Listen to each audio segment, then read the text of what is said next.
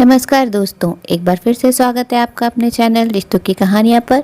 उम्मीद है आप सब अच्छे होंगे। आप सुन रहे हैं खट्टे मीठे जज्बातों और नोक-झोंक से सजी कहानी मजबूरी में बंधा प्यारा सा रिश्ता, एक बार फिर ओनली ऑन रिश्तों की कहानियाँ पर। अगर आपने कहानी का सीज़न 1 नहीं सुना है तो सीज़न 1 चैनल पर अपलोडेड है। कहानी को फुल एंजॉय करने के लिए पिछले सारे एपिसोड्स आप चैनल पर सुन सकते हैं। लिंक मैंने डिस्क्रिप्शन में दे दिया है। लास्ट एपिसोड में आपने सुना कि नायरा को पीए की पोस्ट के लिए अपनी ही कंपनी से जॉब इंटरव्यू का कॉल आता है। जब वह वहां पहुंचती है तो अपना बॉस आदित्य को पाकर शॉक्ड रह जाती है और साथ ही आदित्य के केबिन में लड़की को देखकर वह उसे धोखेबाज और प्लेबॉय समझ लेती है। नायरा जॉब से बचने के लिए कई शर्तें रखती है मगर आदित्य सब मान लेता है। नायरा ऑफिस ज्वाइन नहीं करना चाहती और इंडिया से वापस जाने की सोच रही होती है कि तभी उसकी डोरबेल बजती है। अब आगे आदित्य बड़े आराम से अपने ऑफिस चेयर पर बैठा अपना काम कर रहा था। यहाँ काम करते हुए वो इतना कंफर्टेबल था कि उसे देखकर कोई कह ही नहीं सकता था कि ये उसका ऑफिस नहीं है। उसने हल्के से झुकते हुए एक बार दरवाजे के बाहर नजर डाली। What do you mean? आप किसी के फैमिली मैटर में इंटरफेयर नहीं करना चाहती?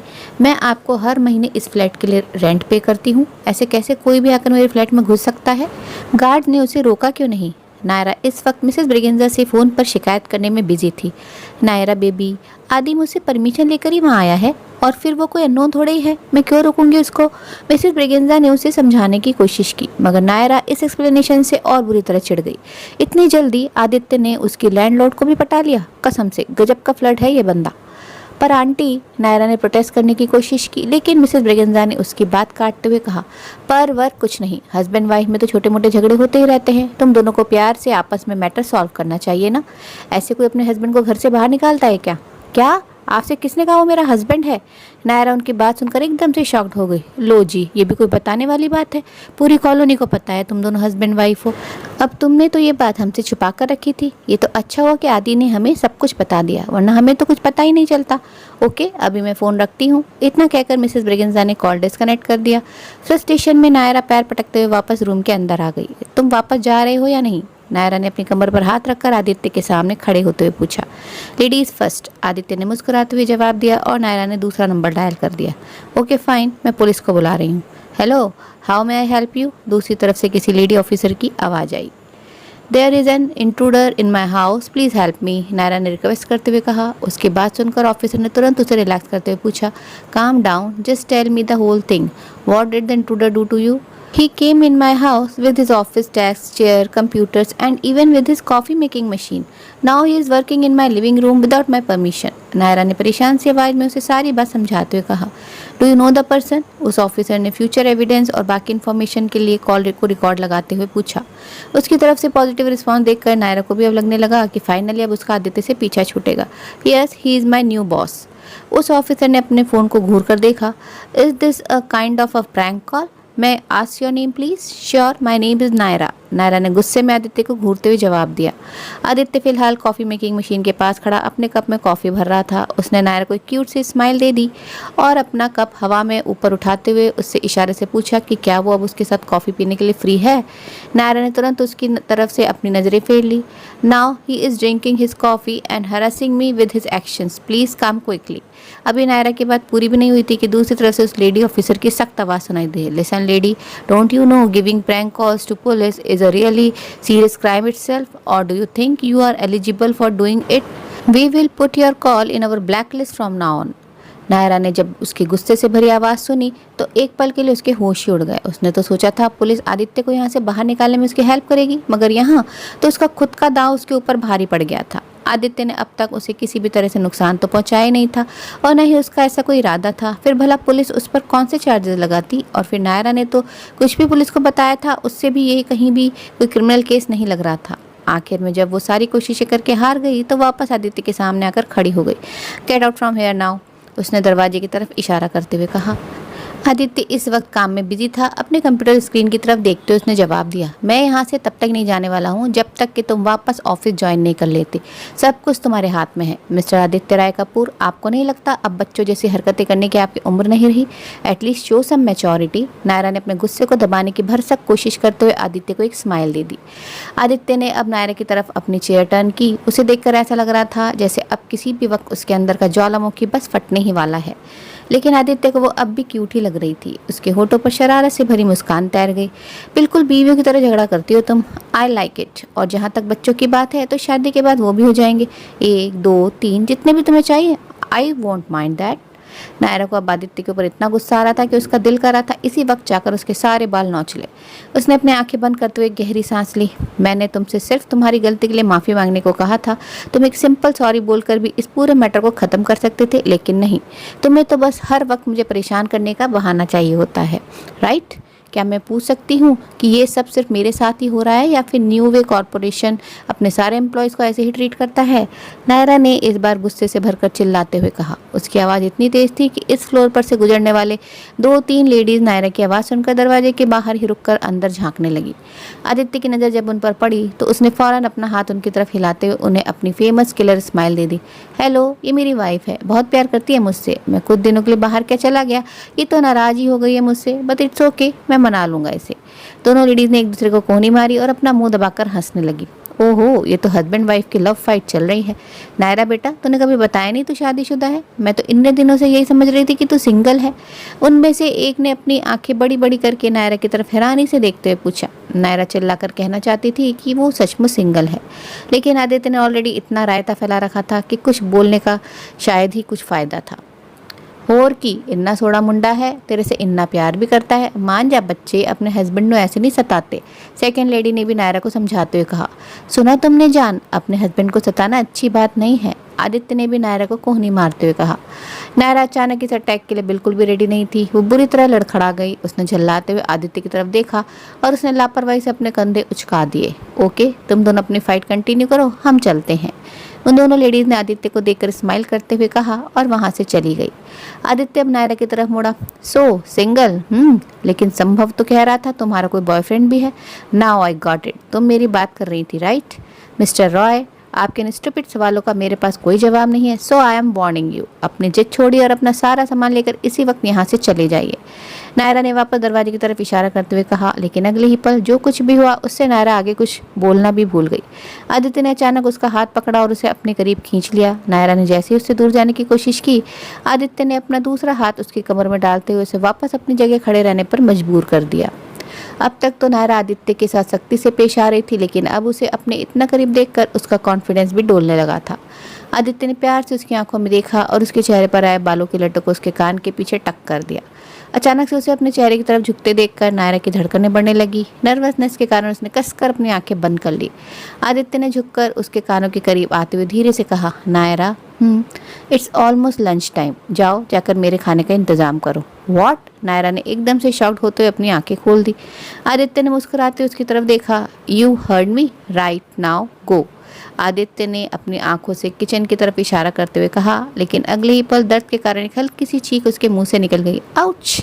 नायरा ने अपनी हील से उसके पैरों पर कसकर वार किया था। मैंने पहले ही वार्न किया था, नायरा ने अपने हाथ बांधते हुए कहा। तुम्हारी स्टूपिड हरकतें अब मैं और नहीं झेल सकती। मैं बाहर जा रही हूँ, जब तक मैं वापस आऊँ तुम अपना ये तामझाम लेकर यहाँ से निकल जाना। इतना कहकर नायरा ने अपना पर्स उठाया और तेजी से बाहर की तरफ निकल गई। इडियट! जाते जाते नायरा के मुंह से निकला। हार्टलेस! आदित्य के मुंह से बस एक ठंडी आह निकल गई। नायरा ने सुबह से कुछ खाया पिया भी नहीं था। भूख के मारे उसका बुरा हाल हो रहा था। घर से निकलकर वो कुछ दूरी पर एक कॉफ़ी शॉप में चली गई। उसने अपने लिए एक चॉकलेट केक और एक कोल्ड कॉफ़ी ऑर्डर की और आज जो कुछ भी हुआ था वो सब भूलकर खाने पर कंसंट्रेट करने की कोशिश करने लगी। खाने के बाद भी वो काफ़ी देर तक वहीं बैठी रही। करीब 2 घंटे कॉफ़ी शॉप में बिताने के बाद नायरा ने घड़ी पर नज़र डाली। दोपहर के 3 बज रहे थे। अब तक वो तो चला गया होगा। यह सोचकर उसने वापस घर जाने का डिसीजन लिया। घर के दरवाजे के बाहर खड़े होकर नायरा ने गहरी सांस ली और धीरे से दरवाजा खोलते हुए अंदर झांका। आदित्य का कहीं कोई पता नहीं था, मगर उसका सारा सामान अभी भी वहीं हॉल में पड़ा हुआ था। नायरा की खुशी का ठिकाना ही नहीं रहा। फाइनली वो चला गया। आज सुबह से बेवजह की बहस करते करते नायरा बुरी तरह थक गई थी। फिलहाल उसे आराम की सख्त जरूरत थी। अपने कमरे में जाकर उसने लापरवाही से अपना पर्स एक साइड फेंक दिया और सीधा बिस्तर में घुस गई। अभी उसने राहत की सांस भी नहीं ली थी कि अचानक एक हाथ आकर उसकी कमर से लग गया। अब ये बिल्कुल अनएक्सपेक्टेड था। घबराहट में बुरी तरह चिल्लाते हुए बिस्तर छोड़कर खड़ी हो गई। उसने बिस्तर पर नजर डाली। वहाँ आदित्य को आराम से सोते देखकर वो एकदम से शॉक्ड हो गई। तुम यहाँ मेरे रूम में क्या कर रहे हो? उसके चीखने चिल्लाने की आवाज़ सुनकर अब तक आदित्य की नींद भी खुल गई थी। उसने अपनी आंखें मसलते हुए नायरा की तरफ देखा, जो फ्रस्ट्रेशन में खुद अपने ही बाल नोचने को बेताब हो रही थी। क्या हुआ? चिल्ला क्यों रही हो? पहले कभी किसी हैंडसम आदमी को सोते हुए नहीं देखा क्या? नायरा ने कसकर अपनी आंखें बंद करते हुए गहरी सांस ली और अपने गुस्से को कंट्रोल करने की कोशिश करते हुए बोली, ओके फाइन, तुम जीते मैं हारी, अब प्लीज जाओ यहाँ से। आदित्य ने बेड से उठकर अपना सूट ठीक करते हुए कहा, ओके, लेकिन मुझे अब तुम्हारी बातों पर जरा सा भी भरोसा नहीं है, इसलिए मेरा सामान तब तक यहाँ रहेगा जब तक तुम ऑफिस आकर अपना काम करना शुरू नहीं कर देती। इन केस अगर तुम अपनी बात से पलटती हो तो मैं वापस यहाँ आने में जरा सा भी शर्माने वाला नहीं हूँ। Okay miss Naira, as you wish, now please go, Naira ने उसके सामने हाथ जोड़ते हुए कहा। वैसे तुम्हारा बेड उस सोफे से कहीं ज़्यादा कंफर्टेबल है जिस पर मैं सोया करता था। अगर मुझे पहले पता होता तो मैं यहाँ सोने का तुम्हारा ऑफर कभी रिजेक्ट नहीं करता। अब मुझे अफसोस हो रहा है क्यों मैंने सोफे पर सोने के लिए हाँ कहा। नायरा का मुंह हैरानी से खुला का खुला रह गया। उसने जैसे ही आदित्य को मारने के लिए अपना हाथ उठाया, आदित्य तेजी से दरवाजे से बाहर निकल गए। See you in the office, don't get late. Naira बस गुस्से से अपना पैर पटक कर रह गई। आदित्य ने उसके पास अब कोई ऑप्शन ही नहीं छोड़ा था। मजबूरी में अब उसे अगले 1 साल तक आदित्य की कंपनी के लिए काम करना ही था। अगले दिन नायरा ठीक 6 बजे सोकर उठ गई। आज से उसे आदित्य की पर्सनल सेक्रेटरी के रूप में ऑफिस जो ज्वाइन करनी थी। साथ ही वो अपने हॉल में रखे उन सारे तामझाम से भी जल्दी छुटकारा पाना चाहती थी जिसने उसके छोटे से लिविंग रूम पर अपना कब्जा जमा रखा था। वो नहीं चाहती थी कि आदित्य आज भी उसके घर में आकर अपना दफ्तर खोलकर बैठ जाए, इसलिए वो एकदम टाइम पर ऑफिस पहुंच जाना चाहती थी। फ्रेश होने के बाद ऑफिस निकलने से पहले उसने खुद को रिलैक्स करने के लिए कुछ देर योगा भी किया और ब्रेकफास्ट करके ऑफिस के लिए निकल गई। ऑफिस बिल्डिंग के सामने खड़े होकर उसने एक नज़र पूरी बिल्डिंग पर डाली और उसके मुंह से एक ठंडी आह निकल गई। ओके नायरा, अब अगले 1 साल के लिए उस आदित्य राय कपूर की गुलामी करने के लिए रेडी हो जा। अंदर जाने से पहले उसने अपनी 1 पीस एग्जीक्यूटिव ड्रेस और ब्लेजर को फिक्स किया और एक गहरी सांस लेकर पूरे कॉन्फिडेंस के साथ बिल्डिंग के अंदर एंटर कर गई। अपनी इस ड्रेस के साथ उसने मैचिंग 3 इंच की प्लेटफॉर्म पंप हाई हील्स पहन रखी थी जिसकी क्लिक क्लिक की आवाज़ हर किसी को ईजिली उसकी तरफ अट्रैक्ट कर रही थी। आज नायरा की अपीयरेंस रोज से बिल्कुल अलग थी। रास्ते में जिस किसी ने भी उसे देखा तो उससे अपनी नज़रें भी हटाना भूल गया। अपने लंबे काले बालों को उसने हाई पोनी टेल बना रखी थी जो चलते वक्त पीछे की तरफ झूल रही थी। साथ में कानों में उसने ब्लैक पर्ल की छोटी सी ईयरिंग पहन रखी थी। नायरा, वाओ, आज तो तुम बिल्कुल अलग लग रही हो, दिव्या और चाहत ने उसे हैरानी से ऊपर से नीचे तक देखते हुए कहा। थैंक्स, नायरा ने मुस्कुराते हुए जवाब दिया। वो दोनों अभी आपस में बात कर ही रही थी कि संभव वहाँ आ गया। नायरा जी, आप यहाँ हैं और मैं आपको कहाँ कहाँ ढूंढ रहा हूँ, संभव ने अब उसके सामने आते हुए कहा। आज से आपकी जगह यहाँ नहीं, मेरे साथ ऊपर है। ओके, जैसा आप कहें, नायरा ने जवाब दिया और एलिवेटर की तरफ बढ़ गई। दिव्या और चाहत की तो समझ में नहीं आ रहा था कि यहाँ हो क्या रहा है। संभव ने जैसे ही नायरा के पीछे जाने की कोशिश की, उन दोनों ने तुरंत उसका रास्ता रोक लिया। संभव को वैसे तो लड़कियों से दोस्ती करने की बहुत जल्दी थी, लेकिन इन दोनों चालाक लोमड़ियों से वो जरा बचकर ही रहता था। उसने सवालिया नज़रों से उन दोनों की तरफ देखा। सर, नायरा को आपने अपने साथ ऊपर आने को क्यों कहा? चाहत ने अपनी आवाज़ में कुछ ज़्यादा ही मिठास घोलते हुए पूछा। हाँ, उसकी डेस्क तो यहाँ हमारे साथ है ना, दिव्या ने भी अपनी आंखें मटकाते उसके करीब आकर पूछा। संभव वहाँ से भागने का कोई रास्ता खोजने लगा था। साइड से किसी तरह निकलकर एलिवेटर की तरफ बढ़ते हुए उसने जवाब दिया। बस यूँ समझ लो कि अब वो बॉस के खास लोगों की लिस्ट में शामिल हो गई है। दिव्या और चाहत को कन्फ्यूजन से अपनी तरफ देखते देखकर संभव ने मुस्कुराते हुए जवाब दिया। मिस नायरा का प्रमोशन हो गया है, अब वो मिस्टर रॉय की पर्सनल सेक्रेटरी हैं, तो आज से उनको नायरा की जगह मैम कहने की आदत डाल लो। संभव का इतना कहना था कि दिव्या और चाहत के चेहरे का रंग उड़ गया। यार, ये तो नाइंसाफ़ी है, हम इतने दिन से यहाँ हैं, हमें नायरा से ज़्यादा एक्सपीरियंस है, फिर भी सर ने हमारे बजाय उससे बॉस की पर्सनल सेक्रेटरी की पोस्ट के लिए चुन लिया। दिव्या ने फ्रस्ट्रेशन में पैर पटकते हुए कहा। हाँ, ये लड़के तो कुछ ज़्यादा ही स्मार्ट निकली। देखो ना, हमें अभी तक न्यू बॉस से मिलने का भी मौका नहीं मिला है और इसने उनकी सेक्रेटरी की भी पोस्ट ले ली। पता नहीं क्या जादू करती है सब पर। चाहत ने भी बुरा सा मुंह बनाते हुए जवाब दिया और अपनी डेस्क पर आ गई।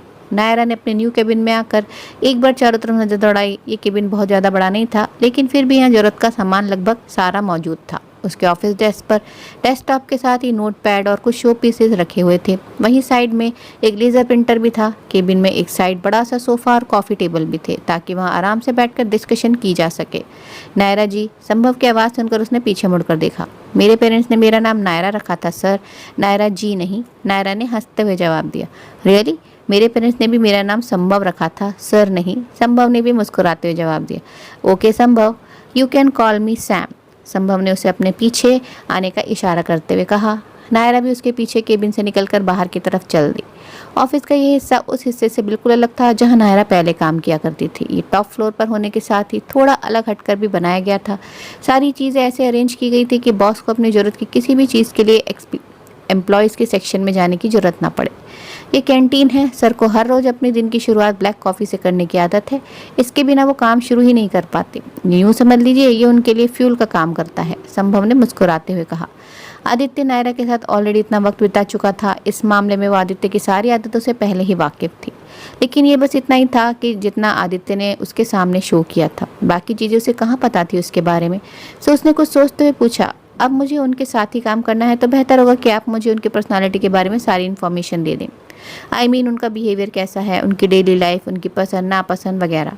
श्योर, संभव ने भी तुरंत सोचते हुए जवाब दिया। जहाँ तक सर की पर्सनालिटी की बात है तो I must say he is a workaholic person. जब बात काम की आती है तो वो खाना पीना सोना सब भूल जाते हैं।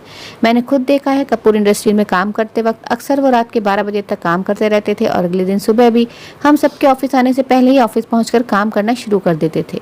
ही is such a hard working person. Naira के होठ पर मुस्कान आ गई। इसमें तो उसे भी कोई शक नहीं था कि आदित्य बहुत हार्ड वर्किंग था। What about his side lines? अचानक नायरा ने अपने हाथ बांधते हुए संभव की तरफ देखा और संभव बुरी तरह अचकचा गया। अपनी जगह पर रुकते उसने कन्फ्यूजन से नायरा की तरफ देखा। You mean his hobbies? Well, usually Friday night को अपने फ्रेंड्स के साथ मूनलाइट बार जाते हैं, सिंपल गेट टुगेदर के लिए, और वीकेंड्स पर उन्हें गोल्ड क्लब जाने की आदत है। लेकिन इस दौरान वो अपनी किसी गर्लफ्रेंड को एज अ कैडी प्रायोरिटी देते हैं, so we don't need to worry about that. Interesting. Naira ने एक हल्की सी हंसी के साथ अपने कदम आगे बढ़ाते हुए जवाब दिया। सही है, क्योंकि मुझे भी वीकेंड्स पर काम करना पसंद नहीं है। अब तक दोनों आदित्य के केबिन तक पहुंच गए थे। संभव ने आगे बढ़कर दरवाजा खोल दिया और नायरा हैरानी से पूरे केबिन को देखती ही रह गई। आदित्य ने पूरे ऑफिस की जैसे काया ही पलट दी थी। फ्लोरिंग से लेकर दीवारें और फर्नीचर तक सब कुछ बिल्कुल नया था। यहाँ तक कि वहाँ की हवा में भी कुछ अलग ही खुशबू घुली हुई थी।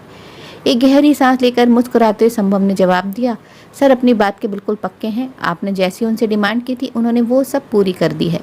संभव को लगा था ये सब देखकर नायरा भी बाकी लड़कियों की तरह आदित्य से इम्प्रेस हो जाएगी और उसकी तारीफ में कसीदे पढ़ने लगेगी, मगर ऐसा कुछ भी नहीं हुआ। नायरा ने लापरवाही से अपने कंधे उचकाए और वापस कैबिन का दरवाजा बंद करके अपने कैबिन की तरफ बढ़ गई। प्रभु जी, लगता है आपने मेरी सुन ही ली। बॉस अगर शेर हैं तो ये लड़की सवा शेर है। अगर उनके ऊपर कोई लगाम लगा सकता है तो बस यही है। जो भी हो, आने वाला 1 साल बहुत इंटरेस्टिंग होने वाला है। संभव के होठों पर अपने आप ही एक बड़ी सी स्माइल आ गई थी। आदित्य ने ऑफिस आते ही सबसे पहले नायरा को अपने केबिन में बुलाया। नायरा जब वहाँ पहुंची तो संभव पहले से ही वहाँ पर मौजूद था। गेट रेडी, हमें 10 मिनट में निकलना है, उसने सारी फाइल्स एक साइड रखते हुए कहा। नायरा की कुछ समझ में नहीं आया वो किस बारे में बात कर रहा है। उसने कंफ्यूजन से आदित्य की तरफ देखा। सॉरी सर, पर हम कहाँ जा रहे हैं? आदित्य ने चौंकते उसकी तरफ एक नज़र डाली और फिर अपनी सीट से उठते हुए बोला, मिस नायरा, यहाँ ऑफिस में काम के वक्त में किसी भी तरह के मजाक को प्रेफर नहीं करता। आज आपका पहला दिन है इसलिए मैं आपको माफ़ कर रहा हूँ, लेकिन आगे से काम के वक्त मैं ऐसे यूजलेस क्वेश्चंस आपसे एक्सपेक्ट नहीं करता हूँ। नायरा ने परेशानी से उसकी तरफ देखते हुए जवाब दिया, लेकिन मुझे सचमुच नहीं पता आप कहाँ जाने की बात कर रहे हैं। आदित्य ने उसके ऊपर एक नज़र डाली और फिर अगले ही पल संभव की तरफ मुड़ते हुए सख्त आवाज़ में बोला, तुमने इसे अब तक मेरा मंथली शेड्यूल नहीं बताया। संभव ने तुरंत अपनी जगह से उठते हुए एक फाइल नायरा के हाथों में पकड़ा दी। मैंने आपको शेड्यूल के बारे में बताया था ना, आज वेडनेसडे है। संभव ने वेडनेसडे पर जोर देते हुए कहा और नायरा को अब समझ में आ गया संभव ने उसे शेड्यूल का चार्ट पहले ही दे दिया था। उसके हिसाब से वेडनेसडे यानी आज आदित्य को उसके एक क्लाइंट के साथ होटल ड्रीम पैलेस में मीटिंग थी। ओह हाँ, now I got it, thank you Sam. Naira ने संभव की तरफ देखकर मुस्कुराते हुए जवाब दिया और आदित्य के तन बदन में जैसे आग लग गई। Seriously Sam? पिछले 1.5 महीने से वो नायरा के साथ रह रहा था, लेकिन अब तक नायरा के लिए वो मिस्टर रॉय से ज़्यादा और कुछ नहीं बन पाया था। लेकिन ये संभव 2 दिन में नायरा के लिए सैम भी बन गया।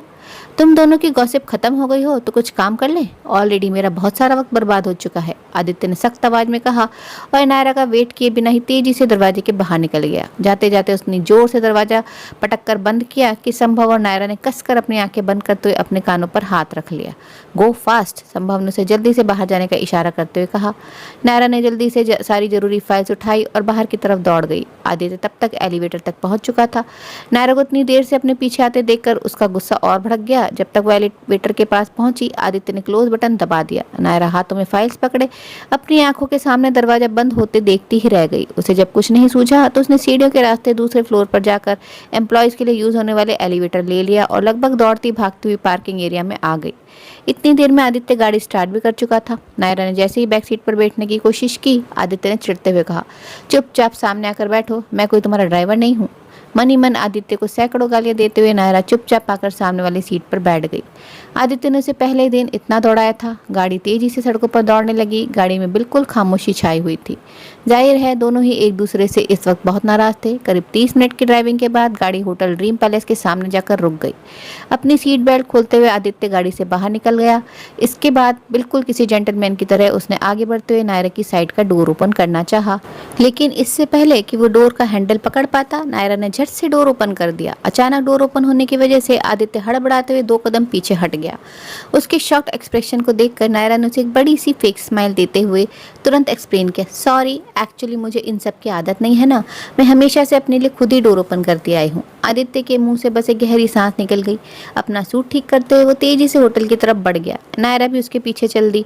इसी होटल के 2nd फ्लोर पर उसने एक प्राइवेट रूम बुक कर रखा था, जहां उसके क्लाइंट साजिद शेख और उसकी सेक्रेटरी हसीना उसका वेट कर रहे थे। साजिद कॉटन फील्ड्स और लेदर फैक्ट्री का मालिक था, जो अपनी बेस्ट क्वालिटी प्रोडक्ट के लिए जाने जाते थे। आदित्य को आया देखकर साजिद अपनी जगह से खड़ा हो गया। हे आदि, बहुत दिनों बाद मुलाकात हुई, कैसे हो तुम? उसने मुस्कुराते हुए अपना हाथ आगे बढ़ा दिया। साजिद और आदित्य क्लासमेट्स भी रह चुके थे, इस वजह से दोनों के बीच कोई बहुत ज़्यादा फॉर्मेलिटी जैसी चीज़ें नहीं थी। बढ़िया, अब कुछ काम की बातें हो जाएं, उसने बैठते हुए कहा। नायरा ने अब हसीना के ऊपर नज़र डाली। उसने कुछ ज़्यादा ही भड़कीले कपड़े पहन रखे थे। उसकी शॉर्ट ड्रेस में से उसकी लंबी टांगें साफ नजर आ रही थी। साजिद ने नायरा की तरफ एक नज़र डाली और फिर मुस्कुराते हुए आदित्य से पूछा, न्यू गर्लफ्रेंड? आदित्य ने खा जाने वाली नज़रों से साजिद की तरफ देखा और नायरा के चेहरे पर एक सार्केस्टिक स्माइल आ गई। शायद यही इमेज है आदित्य की हर जगह। आदित्य अपनी सफाई में कुछ कहता, उससे पहले ही नायरा ने जवाब दे दिया, आप गलत समझ रहे हैं सर, मैं इनकी पर्सनल असिस्टेंट हूँ। साजिद ने हैरानी से आदित्य की तरफ देखा। रियली? तुम कब से फीमेल असिस्टेंट रखने लगे? इनफैक्ट मुझे तो आज भी याद है, कॉलेज टाइम में तुम हमेशा कहा करते थे कि औरतों का काम सिर्फ और सिर्फ मर्दों को उनके रास्ते से भटकाना होता है, इसलिए उन्हें अपनी गर्लफ्रेंड बनाने तक तो ठीक है, लेकिन उन्हें कभी अपने असिस्टेंट या बिजनेस पार्टनर नहीं बनाना चाहिए। अब क्या हुआ, खुद अपना ही प्रिंसिपल तोड़ दिया तुमने?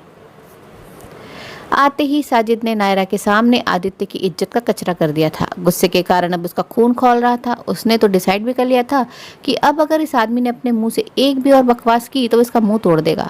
मुझे लगा था हम यह बिजनेस की बातचीत के लिए आए हैं, लेकिन तुम्हारी बातों को सुनकर ऐसा लगता है जैसे तुम्हें हमारी कंपनी के साथ टाई अप करने में कोई दिलचस्पी नहीं है। अगर ऐसा है तो मुझे साफ साफ बता दो, क्योंकि फालतू की बातों के लिए मेरे पास वक्त नहीं है। आदित्य ने गुस्से से दांत पीसते हुए जवाब दिया। Oh come on, I was just joking. Let's come to the point. Sajid ने अभी हल्की सी हंसी के साथ माहौल को हल्का करने की कोशिश करते हुए कहा। आखिर आदित्य से कहीं ज़्यादा ये डील उसके लिए मायने रखती थी। बाय द वे, ये मेरी न्यू असिस्टेंट है हसीना। हसीना ने अपनी हसीन मुस्कुराहट बिखेरते हुए आदित्य की तरफ अपना हाथ हिला दिया और गुस्से से नायरा की मुट्ठियां कसने लगी। अगर वो भी बस चुपचाप बैठे रहने को मजबूर थी। साजिद को अब और फालतू की बातें न करते देखकर आदित्य ने भी राहत की सांस ली और वो चारों बातें कर रहे थे जब वेटर ने खाना सर्व कर दिया। सो आदि, हाउ अबाउट 50-50 शेयर्स? हमारी फैक्ट्री की मशीन एकदम न्यू है, वहाँ से तैयार होने वाले प्रोडक्ट अपने आप में बेस्ट क्वालिटी के होते हैं। साजिद ने अपना पक्ष रखा। कपूर इंडस्ट्रीज कोई छोटा मोटा नाम नहीं है साजिद। हमारी कंपनी के साथ नाम जोड़ने का मतलब ही है कि आप अपने आप में एक ब्रांड बन जाते हैं। क्या इसका फ़ायदा तुम्हारी कंपनी को नहीं होगा? आदित्य ने हल्की सी स्माइल उसे दे दी, लेकिन इस स्माइल में सार्केज्म का पुट ज़्यादा था। साजिद भी इस बात को बहुत अच्छी तरह जानता था, लेकिन वो भी इतनी जल्दी झुकने के मूड में नहीं था। तुम्हारी ये खूबसूरत असिस्टेंट इस मैटर पर अगर अपना ओपिनियन रखेगी तो मुझे ज़्यादा खुशी होगी। So what do you think miss? Sajid ने मुस्कुराते हुए नायरा की तरफ देखा। My name is Naira. Naira ने बिना किसी एक्सप्रेशन के जवाब दिया। ये देखकर साजिद का चेहरा उतर गया। नायरा के जवाब देने का अंदाज से ही जाहिर था कि वो आदित्य से भी कहीं ज़्यादा खुन्नस खाई हुई इंसान थी। जैसा बॉस वैसी assistant, what a perfect match. Sajid मन ही मन झल्लाया। हसीना भी नायरा के इस बिहेवियर से हैरान रह गई। जिस एटीट्यूड से वो हाथ बांधे वहाँ बैठी हुई थी, उसे देखकर ऐसा लग रहा था जैसे वो आदित्य के असिस्टेंट नहीं बल्कि आदित्य उसका असिस्टेंट है। मिस्टर शेख, मिस्टर रॉय ने इतनी सारी कंपनीज के बीच से आपकी कंपनी को चुना। इतनी बड़ी कंपनी के साथ टाई अप करना ऑलरेडी आपके लिए गोल्डन अपॉर्चुनिटी है। मुझे तो 50-50 भी आपके लिए बहुत ज़्यादा लग रहे हैं। अगर ये डील कर ही रही होती तो मैं आपको 40% से ज़्यादा शेयर्स हरगिज़ नहीं देती। नायरा ने जिस बेबाक अंदाज में और कॉन्फिडेंटली ये बात कही थी, उसके बाद साजिद मुँह फाड़े बस उसका चेहरा ही देखता रह गया। उसे जरा भी उम्मीद नहीं थी कि कोई फीमेल असिस्टेंट भी इतना फ्रैंक होकर बिजनेस टॉक कर सकती है। अनफॉर्चुनेटली उसका सामना अब तक हसीना जैसी असिस्टेंट से ही हुआ था, जो बिजनेस टॉक्स के टाइम केवल मीटिंग की खूबसूरती को बढ़ाने का काम करती हैं। लेकिन उस बेचारे को भी कहाँ पता था कि जिससे उसने ये ओपिनियन मांगी थी वो खुद ही अपने आप में एक परफेक्ट बिजनेस वुमन थी और बिजनेस उसके खून में ही था। साजिद का उतरा हुआ चेहरा देखकर अब आदित्य को हंसी आ रही थी। एक पल के लिए तो उसे भी यही लगा कि नायरा साजिद को सपोर्ट कर देगी, लेकिन नायरा ने जिस तरीके से उसकी बोलती बंद की थी उसे देखकर अब आदित्य को अपनी चॉइस पर प्राउड फील हो रहा था। अब चूंकि तुमने नायरा के ओपिनियन के साथ जाने का डिसीजन लिया था तो मैं भी उसी के ओपिनियन के साथ जाना चाहूंगा। Let's final it as 60-40। Aditya ने वाइन का ग्लास अपने हाथ में उठाते हुए जवाब दिया। साजिद का अब अपना सिर पीट लेने का मन हो रहा था। डील पूरी करने के बाद आदित्य होटल से बाहर आया तो वो बहुत खुश था। ड्राइव करते वक्त भी वो स्माइल किए जा रहा था, लेकिन शायद इतने से भी उसका मन नहीं भरा तो उसने रेडियो ऑन कर दिया। रेडियो पर कोई इंग्लिश सॉन्ग आ रहा था। ड्राइव करते हुए आदित्य भी उसके साथ सुर में सुर मिलाते हुए गाने की धुन गुनगुनाने लगा। वो नमूना जो कह रहा था क्या वो सच है? अचानक नायरा की सख्त आवाज सुनकर आदित्य इस पूरी तरह चौंक गया कि उसने कार को ऑलमोस्ट सामने जा रही कार से टकराई दिया था। कौन सा सच? किस बारे में बात कर रही हो तुम? आदित्य ने एकदम से इनोसेंट सी शक्ल बनाते हुए नायरा की तरफ देखा। यही कि लड़कियों का काम सिर्फ लड़कों का ध्यान भटकाना होता है? नायरा ने आदित्य को गुस्से से घूरते हुए पूछा। आदित्य ने नर्वसनेस से एक हल्की सी हंसी के साथ जवाब दिया, क्या बात कर रही हो? वो तो कुछ भी बकवास करता रहता है और उसने कहा तो वो बस मजाक कर रहा था। रियली? जब तुम्हें फीमेल असिस्टेंट पसंद ही नहीं थी तो तुमने मुझे क्यों पोस्ट के लिए हायर किया? नायरा अब भी उसके ऐसे क्वेश्चन कर रही थी जिससे आदित्य उसका बॉस नहीं बल्कि कोई क्रिमिनल हो। अरे यार, मैंने कब कहा कि मुझे फीमेल असिस्टेंट पसंद नहीं है? इनफैक्ट मुझे तो सिर्फ फीमेल असिस्टेंट ही पसंद है। मेरा बस चले तो मैं संभव की जगह भी किसी लड़की को ही रख लूं। आदित्य ने परेशानी से स्टीयरिंग घुमाते हुए जवाब दिया, लेकिन नायरा उसके इस जवाब से और भी बुरी तरह भड़क गई। ऑफ कोर्स तुम तो यही चाहोगे, उसने गुस्से में हाथ बांधते हुए सामने की तरफ देखते हुए धीरे से कहा। फ्लर्ट कहीं के। आदित्य अब रोने आ रहा था। ना बोलो तो मुसीबत, हाँ बोलो तो डबल मुसीबत। साला आदमी करे तो क्या करे? किसने ठीक ही कहा है, इन लड़कियों को समझना मुश्किल ही नहीं नामुमकिन है। पसीना पोंछ लीजिए सर। नायरा ने बिना किसी एक्सप्रेशन के टिश्यू बॉक्स उसकी तरफ बढ़ा दिया। आदित्य का हाथ अब गुस्से से स्टीयरिंग पर कसने लगा था। उसका दिल तो कर रहा था अभी यहाँ किसी इमरजेंसी लेन में गाड़ी को रोककर नायरा की अच्छी खासी क्लास लगा दे। उसने एकदम से गाड़ी को ब्रेक मारे और नायरा की तरफ मुड़ते हुए बोला, देखो अब बस बहुत हो गया। यू आर राइट सर, हम मेरे घर से बहुत दूर आ गए हैं। Thanks for the lift, see you tomorrow. Naira ने अपनी सीट बेल्ट खोलते हुए कहा। आदित्य जब तक कुछ समझ पाता वो बाहर जा चुकी थी। आदित्य के मुंह से बस एक गहरी सांस निकल गई। नायरा की आदत थी रोज वक्त से पहले ऑफिस आ जाने की ताकि वो अपना काम रिलैक्स तरीके से शुरू कर सके। ऑफिस आने के बाद उसने पहले अपने केबिन की चीज़ें अरेंज की और फिर आदित्य के केबिन में आ गई। कुछ चीज़ों को छोड़ दें तो यहाँ भी सारी चीज़ें सही जगह पर ही थी। अगर कुछ ट्रैश पेपर्स को छोड़ दिया जाए तो बाकी सब सही था। नायरा ने एक गाने की धुन गुनगुनाते हुए डेस्क को क्लीन किया और उनमें से एक पेपर को उठाकर उसे गोल रोल करते हुए वहीं रखे डस्टबिन की तरफ उछाल दिया। पेपर सीधा डस्टबिन में जाकर गिरा और ये बास्केट। पीछे से संभव की आवाज़ सुनकर नायरा ने चौंकते हुए पीछे मुड़कर देखा। संभव ने अभी अभी केबिन का डोर ओपन कर अंदर एंट्री मारी थी। संभव भी अब पहले के मुकाबले काफ़ी रिलैक्स होकर ऑफिस आता था, क्योंकि अब पहले की तरह उसके ऊपर काम का इतना ज़्यादा प्रेशर नहीं रह गया था। नायरा सब कुछ काफ़ी अच्छे से संभालने लगी थी। देख रहा हूँ काफ़ी इंजॉय कर रही हो तुम अपने वर्क को, संभव ने मुस्कुराते हुए कहा। वेल, सुबह सुबह एक्सरसाइज करना सेहत के लिए अच्छा होता है, नहीं? Really, let me try. संभव ने उसकी तरफ अपना हाथ बढ़ाया और नायरा ने बचा हुआ आखिरी ट्रैश पेपर उसके हाथ में रख दिया। संभव ने उसे रोल करके निशाना लगाया और वो भी रूम के आखिरी छोर पर रखे हुए डस्टबिन में जाकर गिरा। नायरा ने हंसते हुए संभव को हाई फाइव दिया। ठीक उसी समय केबिन का डोर ओपन कर आदित्य ने भी अंदर एंट्री मारी। आते ही उसका मूड खराब हो गया। क्या हो रहा है यहाँ? अब जाकर नायरा और संभव का ध्यान आदित्य के ऊपर गया। गुड मॉर्निंग सर, हम बस आपके डेस्क की सफाई कर रहे थे, संभव ने मुस्कुराते हुए जवाब दिया। सफाई? इसे तुम सफाई कहते हो? मुझे तो ऐसा लग रहा है जैसे तुम दोनों यहाँ एंजॉय कर रहे थे। आदित्य ने उन दोनों को घूरते हुए कहा। यस सर, हम हमेशा अपने काम को एंजॉय करते हैं। इस बार नायरा ने भी उसे उसी के अंदाज में जवाब दे दिया। अब आदित्य के पास बोलने को कुछ भी नहीं बचा था। जब उसे और कुछ नहीं सूझा तो उसका सारा गुस्सा संभव पर निकल गया। तुम यहाँ खड़े खड़े मेरा मुंह क्या देख रहे हो? जाओ अपनी डेस्क पर जाकर काम करो, मुझे नायरा से कुछ बात करनी है। Okay sir. संभव ने एक बार नायरा की तरफ देखा और चुपचाप वहाँ से बाहर निकल गया। उसे नायरा के लिए बुरा भी लग रहा था। न जाने अब आदित्य उसके साथ क्या करेगा। आधे रास्ते जाने के बाद जब उसका मन नहीं माना तो फिर से वापस लौट कर केबिन में आ गया। नायरा अब भी आराम से हाथ बांधे अपनी जगह खड़ी थी, मानो उसे आदित्य के गुस्से से कोई फर्क ही नहीं पड़ता हो। अब क्या है? आदित्य ने झल्लाते हुए संभव की तरफ देखा। वो मैं डोर क्लोज करना भूल गया था, संभव ने दांत दिखाते हुए कहा और डोर क्लोज करके चुपचाप वहां से निकल गया। उसे नायरा की फिक्र जरूर हो रही थी, लेकिन उसे पूरा यकीन था कि वो सब संभाल लेगी। क्या हो गया तुम्हें नायरा? जब हम साथ थे तब तुम ऐसी तो नहीं थी। तब भी तुम्हें गुस्सा आता था, बट एटलीस्ट तुम मुझसे अच्छे से तो बात करती थी। लेकिन यहाँ आने के बाद तो ऐसा लग रहा है जैसे तुम्हारी पूरी पर्सनालिटी ही चेंज हो गई है। इतनी रूडली क्यों बिहेव कर रही हो तुम? आदित्य ने परेशान सी आवाज़ में पूछा। रियली? आपको ऐसा लगता है सिर्फ मेरी पर्सनालिटी चेंज हुई है सर? नायरा ने एक नकली मुस्कान के साथ उसकी तरफ देखा। सर, ओके फाइन, लेकिन तुम्हें नहीं लगता तुम्हारा ये एटीट्यूड मेरी सेक्रेटरी बनने के लिए कम और मेरी बॉस बनने के लिए ज़्यादा सूटेबल है? How about let's change the position. मैं ही तुम्हारा सेक्रेटरी बन जाता हूँ और तुम मेरी बॉस बन जाओ। आदित्य ने उसके ऊपर तंज कसते हुए कहा। फिलहाल गुस्से से उसका खून खौल रहा था। उसे खुद भी समझ नहीं आ रहा था कि उसे गुस्सा किस बात पर आ रहा है। आखिर कोई सफाई करते हुए एंजॉय कैसे कर सकता है? या फिर शायद नायरा संभव के साथ सफाई करते हुए एंजॉय कर रही थी, ये बात उसे चुभ रही थी।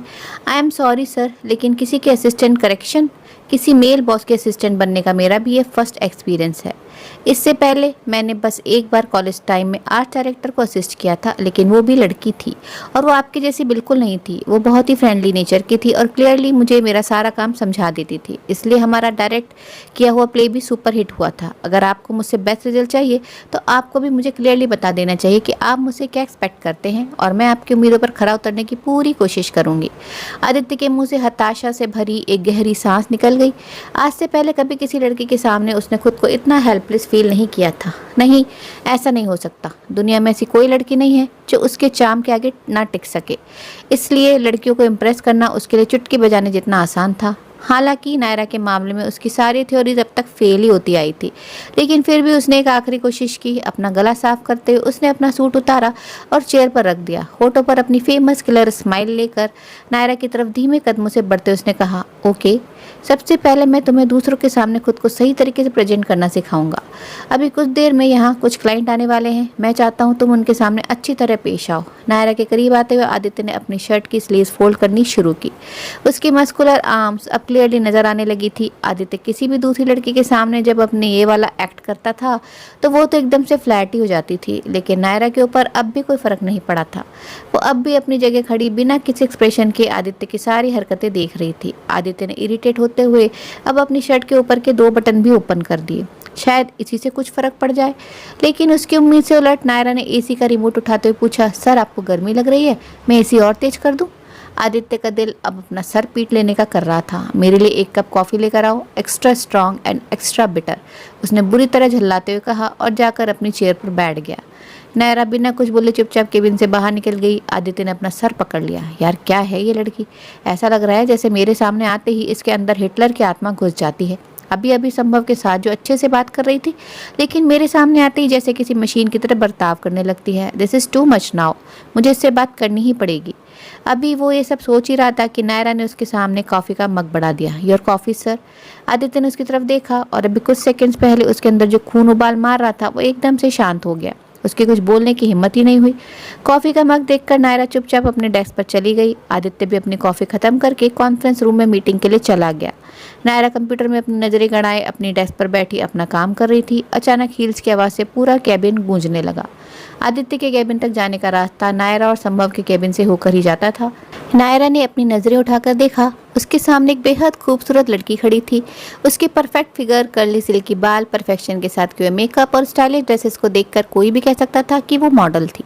How may I help you? Naira ने तुरंत अपनी जगह से उठते हुए पूछा। नायरा की आवाज़ सुनकर आगे बढ़ती हुई उस लड़की के कदम रुक गए। उसने हैरानी से नायरा की तरफ देखते हुए पूछा, तुम कौन हो? पहले तो कभी नहीं देखा तुम्हें। मैं मिस्टर आदित्य राय कपूर की नई असिस्टेंट हूँ, नायरा। आपके पास अपॉइंटमेंट है? नायरा ने उसके सामने आकर खड़े होते हुए पूछा। Excuse me, assistant? आदित्य कब से लड़कियों को हायर करने लगा है? अगर ऐसा कुछ होता तो सबसे पहले मुझे इस बारे में इन्फॉर्म करता। मेरी परमिशन के बिना वो किसी लड़की से बात तक नहीं करता। बाय द वे, मैं उसकी गर्लफ्रेंड हूँ, वेरोनिका। आदित्य कहाँ है? वेरोनिका ने अपनी कमर पर हाथ रखते हुए पूछा। नायरा की भवें सिकुड़ गई। ओह, तो ये है मिस्टर रॉय की दूसरी तितली। इसे तो आज मैं ऐसा मजा चखाऊंगी कि दोबारा कभी इस ऑफिस में आने से भी डरेगी। नायरा ने गुस्से में वेरोनिका को ऊपर से नीचे तक देखते हुए सोचा। मिस वेरोनिका, मिस्टर रॉय संभव के साथ एक बहुत ही इंपॉर्टेंट मीटिंग में हैं। आप चाहे तो उनके कैबिन में उनके लिए वेट कर सकती हैं। नायरा ने आदित्य के कैबिन की तरफ इशारा करते हुए कहा। And by the way, miss Malini Mehra को पता है अब मिस्टर रॉय ने फीमेल असिस्टेंट्स को हायर करना शुरू कर दिया है। ताज्जुब है, उन्होंने आपको अब तक ये सब नहीं बताया? नायरा के मुंह से मालिनी का नाम सुनते ही वेरोनिका के कान खड़े हो गए। क्या क्या कहा तुमने? उस चुगलखोर रिपोर्टर यहाँ आई थी? क्या किया उसने आदित्य के साथ? नायरा ने एक ठंडी आंख भरते हुए जवाब दिया, अब मैं क्या बताऊं, जो भी सच है मुझे बता दो स्टूपिड, वेरोनिका ने गुस्से से चिल्लाते हुए कहा। ओके, मैं जब सर के कैबिन में घुसी तो वो अपने इनरवेयर में खड़ी थी और सर ने उसे अपनी बाहों में ले रखा था, उसके आगे का मुझे नहीं पता, नायरा ने लापरवाही से अपने कंधे उचकाते हुए जवाब दिया। वेरोनिका को देखकर ऐसा लग रहा था जैसे वो गुस्से में अपने बाल नोच लेगी। गुस्से में पैर पटकते वो आदित्य के केबिन की तरफ चली गई। नायरा को हंसी आ रही थी। जाहिर है अब आदित्य के आने पर जबरदस्त वाला धमाका होने वाला था। मीटिंग खत्म होते ही आदित्य सीधा नायरा के केबिन की तरफ आ गया था। वो अपने काम में इतनी बिजी थी कि उसे आदित्य के आने का पता ही नहीं चला। उसे काम करते देखकर आदित्य के होठों पर भी स्माइल आ गई। कंप्यूटर की हल्की रोशनी में नायरा की नीली आंखें और भी चमक रही थी। अपनी उंगलियों के बीच पेन को घुमाते हुए नायरा ने धीरे से कुछ कहा और आदित्य की नजरें उसके गुलाबी होठों पर जाकर अटक गई। उसे वो दिन याद आ गया जब नायरा ने उसे किस किया था। हालांकि वो बस एक एक्सीडेंटल किया था, लेकिन आदित्य उसे इंटेंशनल बनाने के लिए न जाने कब से तड़प रहा था। अचानक नायरा को फील हुआ जैसे कोई उसे देख रहा है। उसने अपनी नज़रें इधर उधर घुमाई और अपने राइट साइड में उसे आदित्य खड़ा नजर आ गया, जो न जाने किन ख्यालों में खोए हुए मुस्कुराते उसकी तरफ देख रहा था। सो ब्यूटीफुल, उसके मुंह से निकला। ओह थैंक गॉड, आपकी मीटिंग खत्म हो गई, आपकी गर्लफ्रेंड आपका अंदर वेट कर रही है। नायरा ने एक तिरछी स्माइल के साथ उसकी तरफ देखते हुए जवाब दिया। एक ही पल में आदित्य के चेहरे की स्माइल गायब हो गई। एक्सक्यूज मी, मेरी गर्लफ्रेंड? उसने अचकचाते हुए पूछा। हाँ, उसने तो यही बताया मुझे, नायरा ने लापरवाही से अपने कंधे उचकाते हुए जवाब दिया। मना किया था मैंने मालिनी को यहाँ आने से, ये फिर से यहाँ क्यों आ गई? मनी मन चिल्लाते हुए आदित्य तेजी से अपने कैबिन की तरफ बढ़ गया। जाने से पहले उसने नायरा की तरफ देखते हुए ऑर्डर दिया, मेरे लिए एक कप ब्लैक कॉफी लेकर इसी वक्त मेरे कैबिन में आ जाओ। इस बार वो फिर से किसी लड़की के साथ अकेले कैबिन में रहकर कोई नया सीन क्रिएट नहीं करना चाहता था। जैसे ही उसने कैबिन में एंटर किया, वेरोनिका ने उसके सामने आते हुए कहा, ये मैं क्या सुन रही हूँ आदित्य? वो मालिनी तुमसे मिलने आई थी और तुम दोनों पूरे टाइम एक साथ अकेले थे, वो भी सिर्फ इनरवियर्स में? उसने आदित्य के सीने पर मुक्के बरसाते हुए पूछा। क्या बकवास कर रही हो? आदित्य को जरा भी उम्मीद नहीं थी कि उसे केबिन के अंदर वेरोनिका मिलने वाली है। और प्लीज अभी टिपिकल गर्लफ्रेंड्स की तरह ड्रामा करना बंद करो। तुम्हें भी पता है मेरी ऐसी नॉट सो सीरियस बहुत सारी गर्लफ्रेंड्स हैं। So let's end the topic. Aditya ने उसे खुद से दूर हटाते हुए जवाब दिया और जाकर अपनी चेयर पर बैठ गया। वेरोनिका ने जब देखा कि आदित्य नाराज हो रहा है तो उसने झट से अपना एटीट्यूड चेंज कर लिया। आदित्य की गोद में बैठते हुए उसने अपनी बाहें उसके गले में डाल दी और अपनी आवाज में एक्स्ट्रा स्वीटनेस घोलते हुए बोली, ओके बेबी, सॉरी। तुम्हें तो पता है मुझे तुम्हारी कितनी फिक्र रहती है। तुम ठीक तो हो? मैंने भी तुम्हारे एक्सीडेंट की खबर सुनी थी। मैं तो इमीडिएटली तुम्हारे पास आ जाना चाहती थी, लेकिन अपने मॉडलिंग प्रोजेक्ट की वजह से मैं उस टाइम रशिया में थी। फ्री होते ही मैं सबसे पहली फ्लाइट से सिर्फ तुमसे मिलने आई हूँ, उसने अपनी आंखों में आंसू भरते हुए कहा। अचानक वेरोनिका के बैठने के कारण आदित्य का बैलेंस बिगड़ने लगा था, कहीं वो दोनों चेयर के साथ ही न गिर जाएं। इस डर से बैलेंस बनाने की कोशिश में उसने वेरोनिका को पकड़ने की कोशिश की और उसी वक्त नायरा कॉफी का मग हाथ मिले कैबिन के अंदर आ गई। मिस्टर रॉय, शायद आप भूल रहे हैं कि आपने अभी अभी अपने ऑफिस कैबिन का पूरा इंटीरियर चेंज करवाया था। आप ये सब दोबारा करवाना चाहते हैं? उसे तो लगा था कि वेरोनिका सब सच जानकर आदित्य के साथ झगड़ा करेगी और उससे ब्रेकअप करके चली जाएगी, लेकिन यहाँ नजारा इससे बिल्कुल अलग ही था। ये लड़की आदित्य के प्यार में इस कदर पागल थी, इसका अंदाजा उसे आज हो रहा था। नायरा की सख्त आवाज सुनकर दोनों ही घबराहट में अपनी जगह से जैसे उछलकर खड़े हो गए। आदित्य फौरन वेरोनिका से दूर हटकर खड़ा हो गया। नायरा के गुस्से को महसूस करके उसकी नायरा की आंखों में देखने की भी हिम्मत नहीं हो रही थी, लेकिन वेरोनिका नायरा के अचानक यहाँ आ जाने से बुरी तरह भड़क गई। ओह हेलो, तुम होती कौन हो आदित्य से ऐसे बात करने वाली? वेरोनिका ने उसके सामने आते हुए पूछा। आई थिंक मैं आपको ऑलरेडी बता चुकी हूँ कि मैं कौन हूँ। नायरा को एटीट्यूड में रत्ती भर का भी चेंज नहीं आया था। आदित्य चुपचाप एक साइड खड़ा ये कैट फाइट देख रहा था। एक तरफ तो नायरा उससे सीधे मुंह बात तक करने को तैयार नहीं थी, लेकिन दूसरी तरफ उसे किसी और लड़की के साथ देखकर उसकी नाराजगी भी साफ झलक रही थी। आदित्य को अब उसकी क्यूटनेस देखकर हंसी आ रही थी। वेरोनिका ने अब आदित्य की तरफ मुड़ते हुए शिकायती लहजे में कहा, बेबी तुमने इसे हायर क्यों किया है? कितनी बदतमीज है ये। और फिर तुम्हें तो अपने वर्क प्लेस पर लड़कियां पसंद नहीं थी ना, पर अब मेरी पसंद बदल गई है। I like female assistant from now on. Aditya ने एकदम सीरियस लहजे में जवाब दिया और वापस जाकर अपनी चेयर पर बैठ गया। इतनी लंबी मीटिंग के बाद वो पहले ही बहुत थक गया था। मिस नायरा, मैं ऑलरेडी बहुत थक चुका हूँ। अपनी नेक्स्ट अपॉइंटमेंट से पहले मैं कुछ टाइम रेस्ट करना चाहता हूँ। I don't want anyone to disturb me, उसने नायरा की तरफ देखते हुए एकदम सीरियस लहजे में कहा और चेयर से पीठ टिकाते हुए अपनी आंखें बंद कर ली। Sure sir. नायरा ने जवाब दिया और वेरोनिका की तरफ मुड़ गई। मिस वेरोनिका, अब आप जा सकती हैं। व्हाट? तुम होती कौन हो मुझे ऑर्डर देने वाली? मैं यहाँ से कहीं नहीं जाऊंगी, वेरोनिका ने पैर पटकते हुए जवाब दिया। आदित्य के मुंह से बस एक गहरी सांस निकल गई। कहीं नायरा उसे वेरोनिका के साथ यहाँ छोड़कर न चली जाए, ये सोचकर उसका दिल बैठने लगा। मगर अगले ही पल उसने जो कुछ भी सुना उसने उसे वापस अपनी चेयर से उठने पर मजबूर कर दिया। Hello security, come to the office right now, a girl is disturbing mister Roy intentionally. 2 minute भी नहीं बीते होंगे कि 2 सिक्योरिटी गार्ड दौड़ते हुए आकर आदित्य के केबिन में घुस गए। उन्होंने आदित्य को सैल्यूट किया और फिर वेरोनिका का हाथ पकड़कर उसे जबरदस्ती बाहर ले जाने लगे। छोड़ो मुझे, पागल हो गए हो क्या? मैं आदित्य की गर्लफ्रेंड हूँ। वेरोनिका अपना हाथ छुड़ाने की कोशिश करते हुए चिल्लाई। Sorry ma'am, we are just following the orders. Guards ने अपनी लाचारी जाहिर कर दी। Aditya help me. वेरोनिका ने मदद की उम्मीद से आदित्य की तरफ देखा, लेकिन वो अपनी जगह से हिला तक नहीं। गार्ड उसे लेकर यहाँ से चले गए। आदित्य अब तक हैरानी से नायरा की तरफ देख रहा था। जो काम करने की आज तक खुद उसकी हिम्मत नहीं हुई थी, उसे नायरा ने इतनी इजीली कर दिया था। Anything else sir? नायरा ने अब उसकी तरफ मुड़ते हुए पूछा। हाँ, मेरे सिर में थोड़ा दर्द है, तुम थोड़ी सी मसाज कर दोगी प्लीज़? आदित्य ने अपने फोरहेड को मसलते हुए उम्मीद भरी नज़रों से नायरा की तरफ देखा। उसे लगा था भी जो कुछ भी हो उसके बाद नायरा उसे मना नहीं करेगी, लेकिन नायरा का जवाब सुनकर उसकी सारी उम्मीदों पर पानी फिर गया। सॉरी सर, हमारे कॉन्ट्रैक्ट में मसाज देने जैसी कोई कंडीशन मेंशन नहीं की गई थी। हाँ, अगर आप चाहें तो मैं मिस वेरोनिका को वापस यहाँ आपके पास आ सकती हूँ, वो आपके लिए ये काम कर सकती हैं। आदित्य ने अब उसके सामने अपने हाथ जोड़ दिए। नो थैंक्स, मैं मैनेज कर लूँगा। ओके, तो फिर मैं चलती हूँ। इतना कहकर नायरा उसके केबिन से बाहर निकल गई। केबिन के दरवाजे के बाहर खड़े संभव की तो हंसी ही नहीं रुक रही थी। आज यहाँ जो कुछ भी हुआ था वो सब उसने अपनी आंखों से देखा था। वो पर्सनली ये सारी सिचुएशन कपूर इंडस्ट्री में काम करते हुए फेस कर चुका था। आदित्य की चिपको गर्लफ्रेंड्स वहाँ भी उसे ऐसे ही परेशान किया करती थी, लेकिन वो कभी कुछ कर नहीं पाया। लेकिन आज नायरा ने जो किया था उसे वेरोनिका जिंदगी भर नहीं भूलने वाली थी। नायरा ने आदित्य का ऑफिस तो ज्वाइन कर लिया, मगर क्या रिजल्ट होने वाला है जब रोज रोज आदित्य की नई नई गर्लफ्रेंड से उसका सामना होगा? क्या आदित्य और नायरा के बीच की दूरियां खत्म होंगी और नायरा को आदित्य के प्यार का यकीन होगा? जानने के लिए सुनते रहिए मजबूरी में बंधा प्यारा सा रिश्ता एक बार फिर, ओनली ऑन रिश्तों की कहानियां पर। और हाँ, प्लीज़ जाने से पहले कहानी को एक छोटा सा लाइक और चैनल को सब्सक्राइब करना तो बनता है, ताकि आने वाले सभी एपिसोड्स और कहानियाँ आप सुन सकें। कहानी अच्छी लगी हो तो कमेंट करके ज़रूर बताएं। कहानी सुनने में रुचि रखने वाले अपने फ्रेंड्स एंड फैमिली के साथ भी शेयर जरूर करें, ताकि आपके साथ वो भी इंजॉय करें और मुझे भी आपके जैसे प्यारे प्यारे और दोस्त मिल सकें। तो फिर मिलते हैं कल कहानी के अगले भाग के साथ। तब तक ले आज्ञा दीजिए। धन्यवाद।